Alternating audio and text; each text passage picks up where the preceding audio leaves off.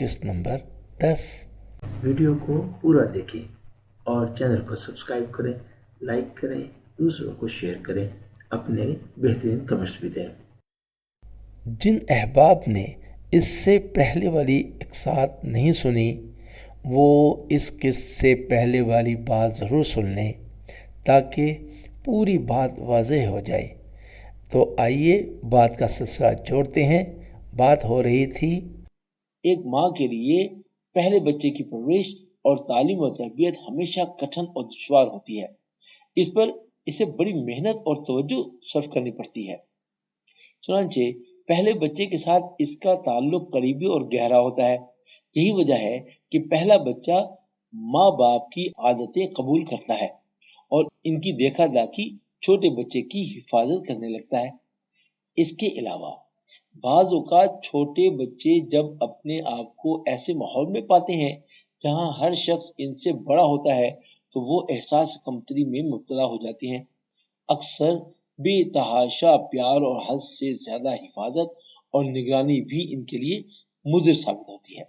اس صورت میں وہ ساری عمر بچے ہی بنے رہتے ہیں۔ تربیت کے لیے پاکیزہ ماحول کی اشد ضرورت ہے۔ بچے کی بہترین تربیت کے لیے ایک ایسے گھر کی ضرورت ہے جو بچے کی تربیت میں مدرسے کا مدد و معاون ہو۔ اسی طرح ایک عمدہ معاشرہ اور ماحول بھی بچے کی تربیت کے لیے ناگزیر ہے۔ بچے کی اصلاح و تربیت اور خاندانی اثرات بہت زیادہ مرتب ہوتے ہیں، لیکن اس کا یہ مطلب ہرگز نہیں ہے کہ اگر خاندان صحیح نہ ہو تو بچے کی اچھی تربیت ناممکن ہے۔ اس صورت میں بھی بچے کی اچھی تربیت ہو سکتی ہے، لیکن اس کے لیے زیادہ جدوجہد کی ضرورت ہوگی۔ اگر بچے کی بہتر تربیت کے لیے خصوصی توجہ دی جائے تو اس کمی کو کافی حد تک ازالہ کیا جا سکتا ہے۔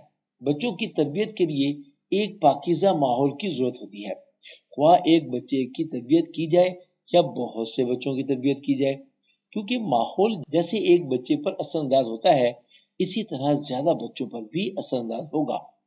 اس میں کوئی شک نہیں کہ انسانی زندگی پر گھر کے اثرات بہت زیادہ مرتب ہوتے ہیں، کیونکہ انسان کو سب سے پہلے اپنے گھر سے واسطہ پڑتا ہے، اور اسی لیے بھی کہ انسانی زندگی کا بہت بڑا حصہ والدین کے گھر میں گزرتا ہے، اسی لیے انسان کو اس سے محبت ہو جاتی ہے۔ خاص کر بچوں کو اپنی والدہ سے بہت محبت ہوتی ہے جو روزانہ اس سے 20 بار ملتی ہے۔ تربیت اطفال میں گھر کا بہت ہی بڑا کردار ہے، لیکن اس کا یہ مطلب ہرگز نہیں کہ اکیلا گھر ہی بچے کی تربیت کے لیے کافی ہے۔ البتہ تربیت کے معاملہ میں ہم مدرسہ اور معاشرہ وغیرہ کو بھی کسی طرح فراموش نہیں کر سکتے۔ اگر کسی بچے کی انفرادی تربیت کرنی ہے تو گھر والوں کو سخت جدوجہد کرنی پڑتی ہے کہ تمام معاشرے سے ہٹ کر بچے کو ایک سانچے میں ڈھالنا یقیناً ایک مشکل امر ہے۔ یہ ہر کام ہر انسان کر بھی نہیں سکتا، بلکہ ہر انسان میں اس کی اہلیت ہی نہیں ہوتی۔ اس لیے کہ انفرادی تربیت وہ شخص کر سکتا ہے جو متاثر کن شخصیت کا مالک ہو اور اس کے کردار میں ہمہ جہتی کا رنگ پایا جائے اور اسے تربیت میں مہارت تامہ حاصل ہو۔ بچے کی تربیت پر 4 چیزیں اثر انداز ہوتی ہیں: گھر، گلی، مدرسہ اور معاشرہ۔ بچے کے طبعی رجحانات اور بچے کی شخصیت پر سب سے پہلے گھر اثر انداز ہوتا ہے۔ تاہم بچے کی تربیت میں مذکورہ 4 چیزوں کا عمل دخل ہوتا ہے، لیکن اس کے ساتھ ساتھ اختلاف کا بھی بہت بڑا دخل ہوتا ہے، اس لیے کہ ہر انسان کی طبیعت کو اللہ سبحانہ وتعالیٰ نے ایک خاص انداز سے بنایا ہے اور ہر ایک کی طبیعت میں الگ الگ صلاحیتیں وضع کی ہیں۔ اسلام نے بھی طبیعت میں خاندانی اثرات کا اعتبار کیا ہے، اسی لیے اسلام نے اس بات کی سخت تاکید کی ہے کہ انسان اپنے نسب کو یاد رکھے۔ ہر دور میں اسلام کی پوری کوشش یہی ہے کہ بچوں کو ایسا ماحول فراہم کیا جائے جس میں ہر قسم کے خلفشار اور انتشار سے یکسو ہو کر کامل طریقہ سے ان کی تربیت پر زور دیا جا سکے۔ تربیت میں سب سے زیادہ مؤثر والدین اور خاندان کی آپس میں محبت ہے۔ اگر کسی بچے کے گھر میں ہی اختلافات موجود ہوں تو وہ بچہ کبھی بھی یکسو ہو کر بہترین تربیت حاصل نہیں کر سکتا۔ اگر ہم بچے کی صحیح اسلامی خطوط پر تربیت کرنا چاہتے ہیں تو ہمیں یہ بات ذہن نشین کر لینی چاہیے کہ اس کی بنیاد اس پر ہے کہ اس کے والدین صحیح اسلامی تربیت یافتہ ہوں، تبھی وہ اپنے بچے کو صحیح تربیت دے سکتے ہیں۔ دوسری بات یہ ہے کہ بچے کے اندر بھی تربیت حاصل کرنے کی استعداد موجود ہو، اس سے اس کے والدین بہت کم محنت کر کے بہت زیادہ نتائج حاصل کر سکتے ہیں۔ ایسے بچوں پر زیادہ سر کھپانے کی ضرورت نہیں ہوتی۔ اسی طرح ماں کو چاہیے کہ طبعی تقاضوں کو پیش نظر رکھتے ہوئے اس کے ساتھ محبت اور شفقت کا برتاؤ کرے، ورنہ بچے کے دل میں خدا تعالیٰ نے جو جذبات رکھے ہیں وہ سرد نہ پڑ جائے۔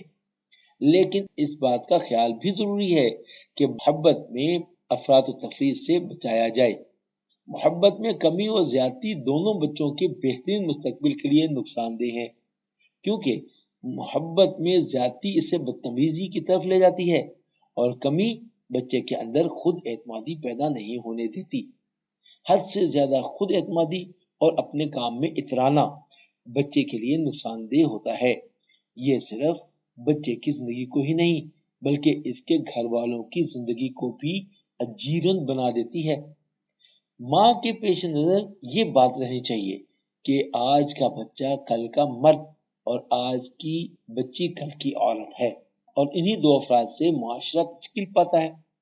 اس لیے بچے کی تربیت کے لیے تمام صلاحیتیں بروکار لانی چاہیے اور اسے وہ محبت اور شفقت ضرور دینی چاہیے جس کا وہ مستحق ہے۔ بعض والدین یہ سمجھتے ہیں کہ یہ چھوٹا ہے، اسے کسی چیز کی خبر نہیں۔ یہ ہماری بہت بڑی غلطی ہے۔ بچے کے اندر کسی چیز سے متاثر ہونے کی صلاحیت ہماری سوچ سے بھی زیادہ ہے۔ یہ بات تو صحیح ہے کہ وہ جو کچھ دیکھتا ہے اس سے نتیجہ اخذ نہیں کر سکتا، تاہم یہ بھی ضرور ماننا پڑتا ہے کہ وہ اس سے متاثر ہوتا ہے اور بسا اوقات اسے بیان بھی کر دیتا ہے، اور کبھی بچے سے غیر ارادی طور پر وہ افعال سرزد ہو جاتے ہیں جو وہ دیکھتا ہے یا سنتا ہے۔ اگر ہم بچے کی زبان دانی پر غور کریں تو حیران رہ جائیں گے کہ ایک چھوٹا سا بچہ کس طرح الفاظ کے معنی کو، آوازوں کو اور مفردات جملوں کو یاد کر لیتا ہے اور بلا تکلف ادا کر لیتا ہے۔ اس سے یہ بات روز روشن کی طرح عیاں ہے کہ بچے کے اندر سیکھنے کا مادہ موجود ہے جو اللہ سبحانہ وتعالیٰ نے اس میں رکھا ہوا ہے۔ بچہ والدین سے سیکھتا ہے، والدین اچھائی اور برائی دونوں میں اس کے رہنما ہوتے ہیں، اور اگر وہ ایک بار اپنے والدین سے سیکھ لیں تو پھر تمام عمر اسے چھوڑنا مشکل ہوتا ہے۔ بچوں کی تربیت کے اعتبار سے اقساط کا سلسلہ جاری رہے گا، اور آپ احباب سے پوری امید ہے آپ سب بھی تربیت کے اس کورس سے جڑے رہیں گے، تمام اقساط کو سنیں گے اور دوسرے احباب کو بھی شیئر کریں گے تاکہ سب کو فائدہ ہو۔ انشاءاللہ اگلی قسط میں ملاقات ہوگی۔ اس وقت تک کے لیے اجازت دیں۔ السلام علیکم ورحمۃ اللہ۔